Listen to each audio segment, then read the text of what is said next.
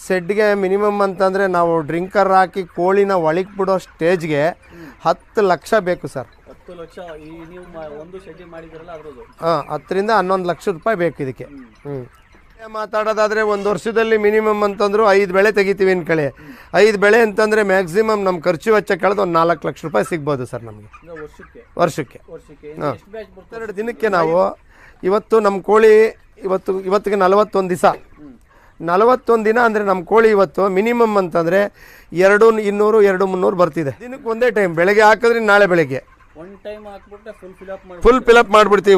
ಈಗ ಏನೊಂದು ಫೀಡರ್ ಇದೆ, ಈ ಫೀಡರು 8 kg ಹಿಡಿತದೆ. 8 kg ಹಿಡಿತದೆ. ಇದರಲ್ಲಿ 120 ಡ್ರಿಂಕ್ ಫೀಡರ್ ಇದೆ, 20 ಫೀಡರ್ ಇದೆ. 120 ಫೀಡರ್ಗೂ ಫಿಲ್ ಮಾಡಿಬಿಡ್ತೀವಿ.